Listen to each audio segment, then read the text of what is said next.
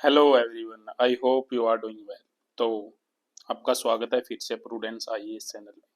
तो आज हम क्या करेंगे कि आर्ट एंड कल्चर की जो भी मोस्ट इम्पोर्टेंट थीम्स हैं, आर्ट एंड कल्चर की मोस्ट इम्पोर्टेंट थीम्स हैं प्रीलिम्स 25 के लिए, वो देखेंगे। अब हम क्यों देखेंगे वो?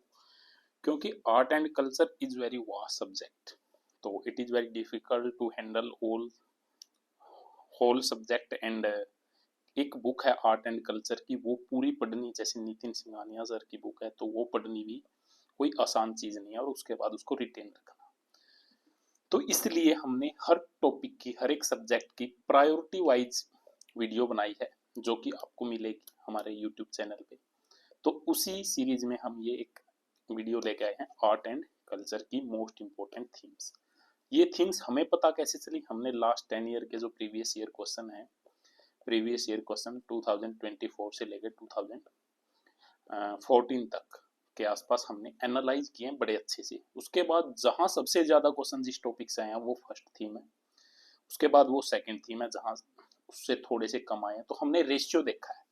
तो अगर मान लो कि किसी टॉपिक से 10 साल में एक ही क्वेश्चन आया, तो उसके ऊपर अगर आप 3-4 दिन दे रहे हो या एक दिन दे रहे हो तो वेस्टेज है। अगर किसी टॉपिक से हर साल एक क्वेश्चन आ रहा है, इट मीन्स कि वहां से फिर से आएगा, तो उस पर आपको टाइम देने का फायदा है, उसको अच्छे से पढ़ने का फायदा है। तो आप हमारे चैनल प्रूडेंस आईएएस को सब्सक्राइब कर सकते हो और अपने दोस्तों के साथ शेयर कर सकते हो। डिस्क्रिप्शन में इस चैनल का जो लिंक दिया हुआ है और इस वीडियो की पीडीएफ, वो आपको कहाँ मिलेगी? टेलीग्राम चैनल पे, जिसका लिंक हमने वीडियो के डिस्क्रिप्शन में दे रखा है। तो अब हम स्टार्ट करते हैं कि कौन सी मोस्ट इंपोर्टेंट थिंग्स है। ठीक है, अपना चैनल है जी प्रूडेंस आईएएस। तो हमने थीम आइडेंटिफाई की जब बुद्धिज्म एंड जैनिज्म, वहां से हर साल एक क्वेश्चन आता ही आता है। तो नंबर ऑफ जो क्वेश्चन है लास्ट के 10 ईयर में, वो 13 के आसपास क्वेश्चन आए हैं, देख लो।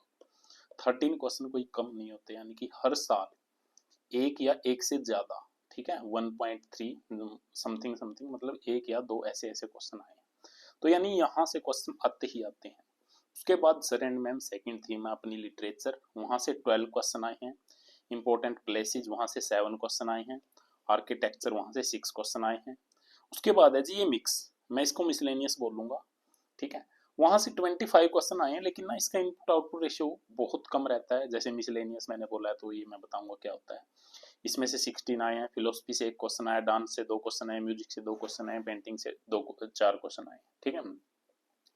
अब यानी कि टोटल यहाँ 25 आए हैं 10 ईयर में, यानी कि पर ईयर 2.5। लेकिन ना इसको पढ़े कहाँ से? सिर्फ इसमें मिसलेनियस में भी यही, ठीक है, 4 टॉपिक तो ये हो गए, फिलोसफी, डांस, म्यूजिक, पेंटिंग और मिसलेनियस। मिसलेनियस अलग से टॉपिक है, उसमें बहुत सारी चीजें आ जाती हैं। तो अब मैं ये बताऊंगा, मैंने आपको थीम्स बता दी हैं, टोटल 5 थीम्स हैं, इसमें भी आपको क्या पढ़ना है। अब थीम्स तो मैं बोल दूंगा बुद्धिज्म पढ़ लो, बुद्धिज्म पे पता नहीं कितनी बड़ी बड़ी बुक्स लिखी हैं, तो इट मीन्स आप पूरी बुक्स को पढ़ोगे, ठीक है। बुद्धिज्म के पता नहीं कितने सेक्ट हैं, वो सारे पढ़ोगे नहीं। उसमें से भी वो कहाँ से पूछ रहा है, इट मीन्स वो वहीं से पूछेगा फिर से। चांसेस हैं उसके आसपास ही रहना, वो आपकी बाउंड्री है, उससे आपको डाइवर्ट नहीं होना है। तो अब आते हैं हम बुद्धिज्म से, टोटल नंबर ऑफ क्वेश्चन आए हैं जी 13, ठीक है।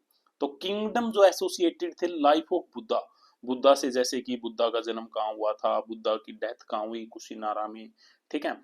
तो ये सारे किंगडम जो आसपास हैं, जैसे उसका कौन सा क्लैन था, थोड़ा सा वो आपको याद रखना है। उसके बाद sir and ma'am most important topic है बोधिसत्व। बोधिसत्व क्या होते थे, महायान में उनकी क्या रिलीवेंस थी, और उनका कॉन्सेप्ट बड़ा इंपॉर्टेंट है, ठीक है। जैसे फ्यूचर बुद्धा पूछ लेंगे किसको बोलते हैं, ठीक है। उसके बाद है ना जैनिज्म, जैनिज्म के ना सेक्ट पूछते हैं, ठीक है। स्थानक वासी किसका है, ये किसका है, ठीक है। उसके बाद जैसे मैं बुद्धिज्म और जैनिज्म साथ में ही लेके चल रहा हूँ। फीचर क्या है, जैसे महायान हीनयान में डिफरेंशिएट पूछ लेंगे, या फिर मतलब टर्म भी पूछ लेंगे, जैसे प्रवर्जक किसको बोलते हैं, परिवारजक, सरमन किसको बोलते हैं, उपासक किसको बोलते हैं। ये जैसे मैच द फॉलोइंग मैंने क्वेश्चन ही डाल दिया, ये तो ये आ जाएगा, ठीक है। इसका आंसर ये नहीं है कि जो इसके सीधे लिखा है, नहीं, ठीक है। प्रामिताज क्या होते हैं, ऐसे ऐसे टर्म्स आते हैं। तो आप लोगों को जब भी बुद्धिज्म जैनिज्म पढ़ते टाइम तो जो टर्म्स आए सामने, वो बड़े इंपॉर्टेंट हैं। तो ये जो टर्म मैंने मेंशन किए हैं, ये तो एक्सट्रीमली इंपॉर्टेंट है, और ऐसे ऐसे अगर आपको लगे कोई टर्म है तो वो काफी इंपॉर्टेंट है। जैना, जो जैन है, जैन, तो महावीर जैन जो 24 तीर्थंकर थे, तो इनके टेक्स्ट कौन कौन से हैं, ठीक है, ये भी इंपॉर्टेंट है।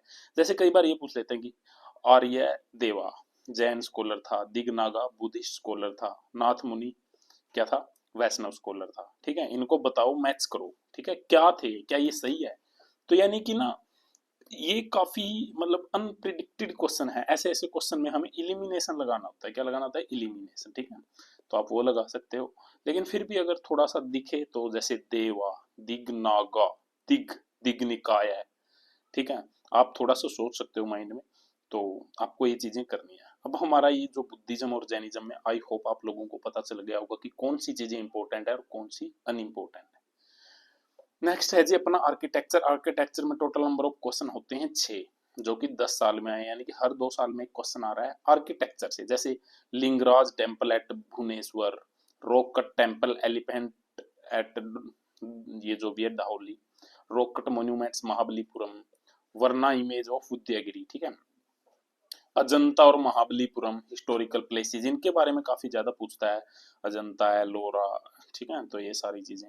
बुलंद दरवाजा, कनक फतेहपुर सीकरी, कल्याण मंडप, ये सारी चीजें वो पूछता है। 64 योगिनी टेम्पल, तो इन सब के बारे में, आर्किटेक्चर के बारे में पूछा है। तो आप लोगों को एनसीईआरटी 11th क्लास में जो जो आर्किटेक्चर मिले वो मोस्ट इंपॉर्टेंट है। मैं फिर से रिपीट कर रहा हूँ, एनसीईआरटी क्लास 11, ठीक है। तो उसमें जो आपको आर्किटेक्चर भी मिले वो मोस्ट इंपॉर्टेंट है। एंड उसके बाद जो मैंने ये टेम्पल्स दी हैं, इनके बारे में पढ़ना बड़ा ही जरूरी है। ठीक है, तो ये थे जी आर्किटेक्चर वाले क्वेश्चन। ठीक है, कल्याण मंडप। उसके बाद है, अब देखो मैंने बता दिया कि फर्स्ट नंबर पे मोस्ट इंपॉर्टेंट थी बुद्धिज्म एंड जैनिज्म थी। सेकंड नंबर पे अपनी आर्किटेक्चर नहीं थी। मैं अब रैंडमली जो जो थीम आती जाएगी वो बताता रहूंगा, लेकिन सीक्वेंस हम यही रखेंगे। पहले नंबर पे Buddhism and Jainism, second number पे लिटरेचर थी, थर्ड पे इंपॉर्टेंट प्लेसेस थी, उसके बाद आर्किटेक्चर था। तो मैंने आर्किटेक्चर भी बता दिया क्या इंपॉर्टेंट है, सीक्वेंस वही जो मैंने लिख रखी है। उसके बाद जैसे म्यूजिक वाली थी, मैं म्यूजिक में भी कहाँ से पूछता है, जैसे त्यागराज, ठीक है, डिवोशनल सॉन्ग, ठीक है, त्यागराज जी काफी इंपॉर्टेंट है। अनामाचारी है, त्याग, कंटेम्प्रेरी कौन किसका था, ये बड़ा इंपॉर्टेंट है। ठीक है, उसके बाद तानसेन के बारे में पूछ लेगा, काफी इंपॉर्टेंट है। वो किससे इम्प्रेस थे, किसने उसको टाइटल दिया था। ठीक है, तो ये चीजें म्यूजिक के बारे में पूछता है। म्यूजिक से काफी कम ही क्वेश्चन आए हैं, 2 क्वेश्चन आए हैं। तो आपको बस उसके लेवल का ही पढ़ना है, यानी कि 5 साल में एक क्वेश्चन आया है। डांस में भी 5 साल में एक क्वेश्चन आया है। तो जैसे डांस में ना, क्लासिकल डांस जो होते हैं वो काफी, जैसे मणिपुरी संकीर्तन, ठीक है, ये आ गया। UNESCO world heritage site intangible, ये पूछ लेगा। उसके बाद है जी पेंटिंग। पेंटिंग थोड़ा सा इंपॉर्टेंट है म्यूजिक और डांस से, तो आप पेंटिंग, कलमकारी पेंटिंग, पदम पानी, बानी थानी, तो ये थोड़ी सी पेंटिंग जरूर देख लेना जो जो मैंने बताई है, और इससे थोड़ी सी आसपास की। उसके बाद है सरेंड मैम लिटरेचर। लिटरेचर दूसरे नंबर की मोस्ट इंपॉर्टेंट थीम है जो हमने बना रखी है। उसकी सीक्वेंस में अगर हम देखें तो लिटरेचर से 12 क्वेश्चन आए हैं, यानी कि हर एक उससे क्या आए हैं, मतलब कि क्वेश्चन कितने आए हैं हमारे,